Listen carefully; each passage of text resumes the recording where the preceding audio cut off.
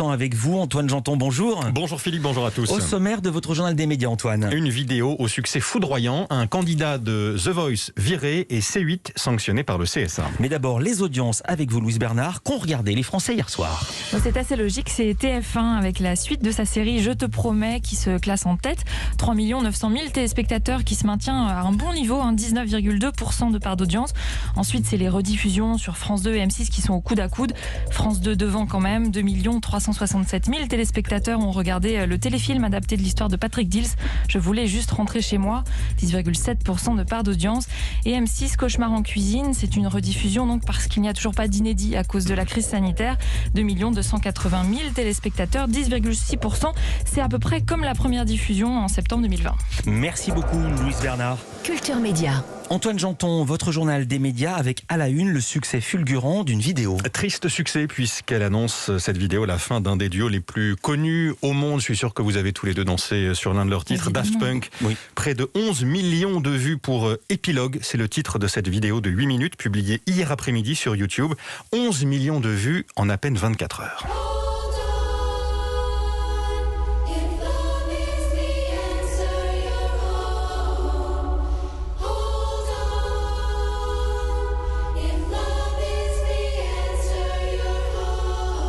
Voilà, c'est ainsi que se termine cette vidéo, un extrait de Touch, l'un des titres du dernier album des Daft Punk, Random Access Memories, chanté là par des enfants.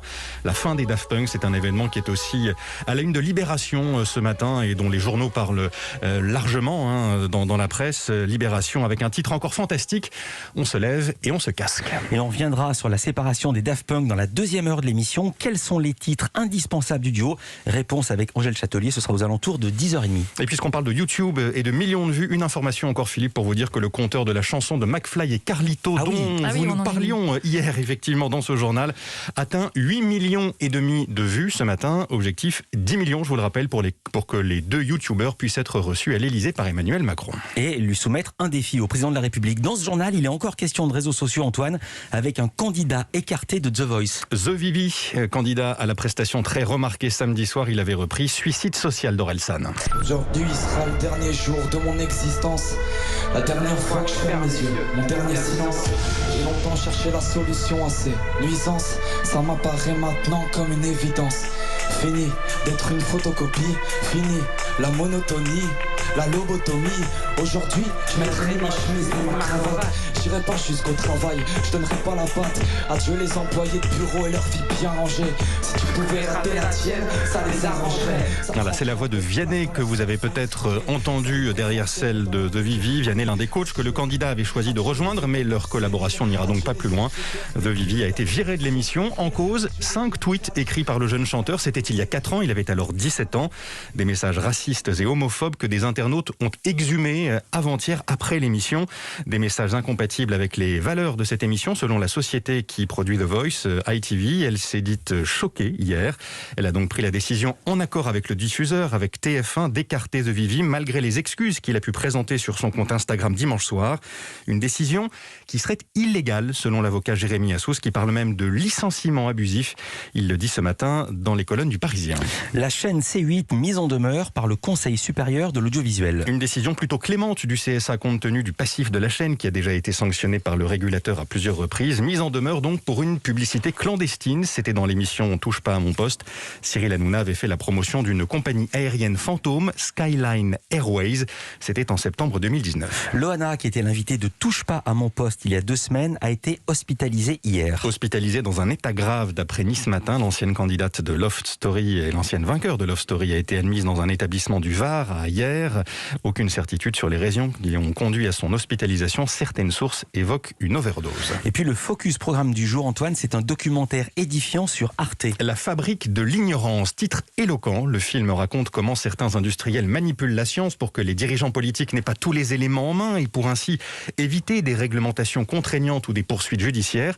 Prenons l'exemple du tabac dont parle le documentaire. Vous allez comprendre, dans les années 50, des scientifiques publient de plus en plus d'études qui prouvent la dangerosité de la cigarette, qu'elle aggrave les risques de cancer du poumon notamment. Quelle est alors la riposte des grands industriels du tabac ? Eh bien, semer le doute en lançant secrètement de nombreuses études scientifiques sur d'autres causes probables du cancer du poumon. Même le jus de tomate devient un facteur de risque. Résultat, ils parviennent ainsi à retarder de plusieurs dizaines d'années la législation autour de la cigarette. On sourit, mais est-ce qu'il y a d'autres exemples dans le documentaire ? Oui, des industriels ont développé des stratégies similaires dans d'autres secteurs, comme les néonicotinoïdes, insecticides qui tuent les abeilles, mais aussi le bisphénol A présent dans les plastiques, ou encore le changement climatique. Les industriels utilisent même parfois les services de scientifiques qui portent une parole fausse pour éloigner de la vérité scientifique, toujours au détriment de la santé publique. Ce que fait ce documentaire, c'est qu'il interroge notre rapport à la science, à la connaissance, et ce en pleine pandémie. Mais d'après le philosophe et conseiller scientifique du documentaire, Mathias Girel, il n'est pas question de mettre en cause la communauté scientifique, bien au contraire. Le but du documentaire, c'est surtout pas d'appeler au complotisme à l'égard de la science, ni même à la défiance. C'est de mesurer à quel point la science, la connaissance sont précieuses dans nos vies. Et on le voit bien à l'occasion de la Covid, la manière dont on va se sortir ou non de la situation, plus ou moins vite, dépend du progrès scientifique, de l'avancée de la science, qui est un bien commun, qui est précieuse. Et donc, c'est une raison de plus pour s'intéresser aux cas où il y a des dysfonctionnements, des instrumentalisations, des occultations.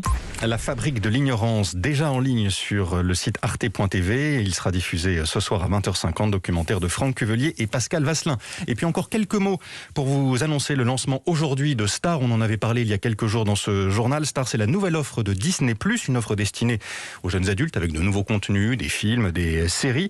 C'est un peu plus cher, 2 € de plus par mois pour un abonnement qui sera donc de 8,99 € si vous y souscrivez. Et puis on y reviendra un peu plus tard dans l'émission. Exactement, avec Margot Barallon qui va nous présenter un dessin animé pour adultes. Merci Antoine Janton, merci beaucoup Louise Bernard. On vous retrouve demain tous les deux pour un nouveau journal des médias et les audiences.